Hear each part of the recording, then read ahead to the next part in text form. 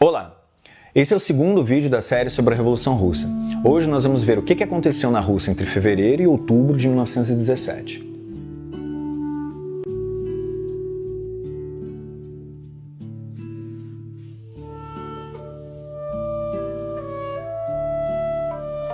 O levante de fevereiro de 1917 triunfa como uma enorme revolução democrática.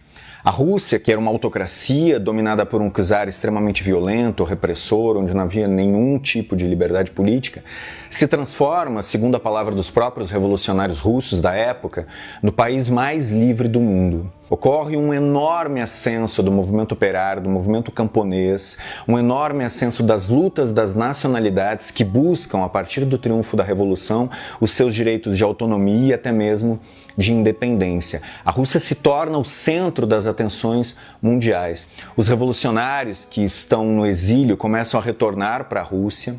Os soviets de 1905 ressurgem, não apenas em Petrogrado, mas no país inteiro. Dessa vez eles surgem não mais como soviets operários apenas, surgem soviets de soldados e soviets de camponeses. Os soviets de camponeses começam a lutar por terras, os soviets de soldados começam a lutar pelo fim da guerra e por direitos democráticos para os soldados dentro do exército. O governo que se instala, o governo provisório, é um governo formado basicamente por capitalistas. Nesse sentido, há uma contradição entre a força social que faz a revolução, que derruba o czar, e o governo que se instala. Esse governo capitalista, ele não está disposto, e dá demonstrações disso desde o início, não está disposto a cumprir aquelas reivindicações que foram as reivindicações que motivaram a luta que começou em final de fevereiro e que culminou com a derrubada do czar. Com a queda do czar, se instala na Rússia 4 grandes questões que devem ser resolvidas pelo governo.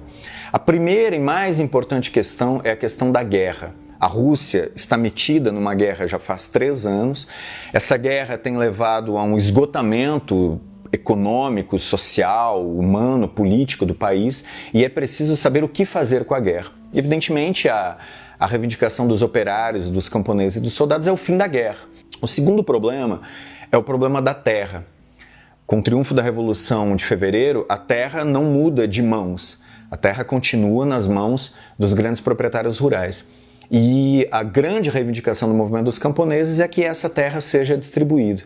A terceira questão, que é muito importante também, é a questão das nacionalidades, ou seja, das pequenas nações, das nações pouco numerosas, que são muitas, são dezenas na Rússia, e que lutam por direitos democráticos mínimos, como o direito de falar no seu próprio idioma, como o direito de ter escolas em que se ensina no idioma das nacionalidades e por autonomia política e econômica nas regiões.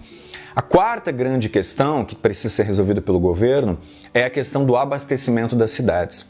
A guerra faz com que a maior parte dos alimentos, da produção industrial, seja enviada para o fronte. E isso começa a provocar problemas de abastecimento nas cidades. Todas essas questões que precisam ser resolvidas pelo governo, elas vão agudizando a crise econômica e social do país a partir de fevereiro. Isso é muito importante para a gente entender por que, mesmo com o triunfo da Revolução de Fevereiro, a crise econômica e social na Rússia não se encerra. É muito comum hoje nós encontrarmos livros e autores que afirmam que a Revolução de Fevereiro foi uma verdadeira revolução, porque ela foi feita pelos operários, pelos camponeses, pelo povo em luta, e que a Revolução de Outubro teria sido, segundo esses autores, um golpe, porque ela foi organizada. Isso não é verdade. Para entender a Revolução Russa, é preciso entender o fracasso do governo provisório em cumprir todas essas 4 questões, em resolver essas 4 questões. Uma vez que o governo provisório assume, obviamente, o povo que fez a revolução, que derrubou o czar, dá uma trégua para o governo. O governo, no início, conta com um apoio importante no movimento de massas e de todos os partidos que existem na Rússia. Desde os liberais, passando pelos socialistas revolucionários, que é o Partido dos Camponeses, até o Partido Operário Social-Democrata Russo. Inclusive, em relação ao Partido Operário Social-Democrata Russo, as 2 frações, bolchevique e menchevique, ou seja, a minoria mais moderada, mas também a ala bolchevique, que é a ala mais radical, também presta, de alguma maneira, apoio ao governo. Todas essas frações políticas, todas essas organizações estão dispostas a dar um tempo para o governo cumprir as suas promessas. Então, em março de 1917, logo depois do triunfo, a Revolução Russa, a Rússia encontra uma certa estabilidade, porque o governo assume e encontra um apoio político e social no conjunto da nação. Isso vai começar a mudar a partir de abril. Com o triunfo da Revolução de Fevereiro, vários revolucionários que estavam exilados começam a retornar para a Rússia. Um desses exilados é Vladimir Lenin, dirigente do Partido Bolchevique, que se encontrava na Suíça naquele momento, e com o triunfo da Revolução de Fevereiro, ele retorna à Rússia através do território da Alemanha, que está em guerra com a Rússia naquele momento, e chega à Rússia no dia 3 de abril. Todo mundo achava que Lenin prestaria apoio ao governo provisório. E qual a surpresa de todos quando Lenin se dirige à massa que foi recepcioná-los, dizendo que o governo provisório era um governo de capitalistas e imperialistas, que o que tinha acontecido com a queda do czar era apenas o início da Revolução Russa e que essa revolução precisava ser continuada. Era preciso manter a mobilização e lutar contra o governo capitalista, contra o governo imperialista, lutar pelas bandeiras de paz, pão e terra, para realizar a próxima etapa da Revolução Russa, o próximo passo da Revolução Russa, que seria a instauração de um governo das organizações do próprio movimento operário, ou seja, um governo dos soviets. Esse discurso teve uma recepção muito ruim entre todos os meios socialistas e revolucionários da época. A maioria das organizações, dos dirigentes, achou que Lenin estava mal informado sobre a situação na Rússia e achavam que Lenin, ao tomar contato com a situação, rapidamente mudaria de opinião e acabaria prestando o seu apoio ao governo provisório. Mas isso não aconteceu. As ideias que Lenin havia trazido da Suíça foram ideias que ele levou até o final. Ele teve, inclusive, que convencer o seu próprio partido. Naquela época que Lenin estava exilado na Suíça, a fração bolchevique, o partido bolchevique da Rússia, era dirigido por Stalin e Kamenev, que eram outros dirigentes do partido bolchevique que se encontravam em território russo.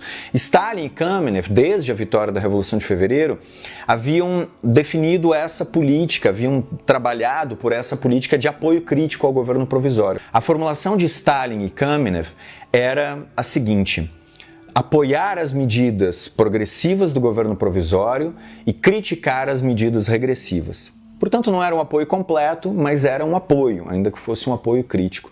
Lenin era absolutamente contrário a essa forma. Lenin achava que o Partido Bolchevique deveria liderar uma oposição intransigente ao governo provisório. E foi por essas ideias que ele lutou desde o primeiro dia em que ele chegou à Rússia. Lenin chega no dia 3 de abril. A partir do dia 4 de abril, ele começa a escrever as suas teses, um conjunto de cartas, de notas e de documentos, nos quais ele vai expor a sua visão sobre o processo revolucionário e através do qual ele vai abrir uma luta dentro do próprio Partido Bolchevique para mudar a posição do Partido Bolchevique. No final de abril, o Partido Bolchevique finalmente realiza uma conferência onde Lenin é vitorioso, as teses de Lenin são vitoriosas. E o Partido Bolchevique muda de posição e se torna, nesse momento, a partir do final de abril, o único partido russo a fazer oposição ao governo provisório. Enquanto todos os outros partidos apoiam o governo provisório, inclusive os soviets, a direção dos soviets, o comitê executivo dos soviets, o Partido Bolchevique está fora do governo e fazendo-lhe oposição desde a esquerda, desde uma posição de continuidade da revolução. No dia 18 de abril, acontece a primeira crise do governo provisório. Acaba esse primeiro período de relativa estabilidade que o governo provisório contava desde a vitória da Revolução. Começa uma série de mobilizações, principalmente na capital, nas ruas de Petrogrado, que exigem do governo provisório uma resposta contundente sobre essa declaração do seu ministro, que aparentemente quer manter o esforço de guerra. Essa crise é contornada com a demissão do ministro da Guerra, de Pavel Milyukov, ligado aos cadetes, e com a nomeação de um novo ministro da Guerra chamado Alexander Kerensky, dessa vez ligado aos socialistas revolucionários, ou seja, ao Partido dos Camponeses. Além da mudança do ministro da Guerra, ocorre também uma mudança na composição do governo. O governo instaurado logo depois da Revolução de Fevereiro é basicamente um governo de cadetes, um governo da burguesia liberal. Para superar a crise, são incorporados ao governo ministros ligados aos socialistas revolucionários e à fração menchevique do Partido Operário Social-Democrata Russo. Isso é muito importante, porque a partir desse momento, o Partido Bolchevique se torna não apenas o único partido de oposição, ele se torna o único partido que está fora do governo. É o único partido que rema contra a maré. Todos os partidos apoiam o governo e compõem o governo. O Partido Bolchevique aparentemente se encontra numa situação de isolamento. Na verdade, essa posição de coerência na luta contra o governo, na luta pela continuidade da Revolução de Fevereiro, vai ser muito importante, vai ser decisiva para a vitória dos bolcheviques mais adiante.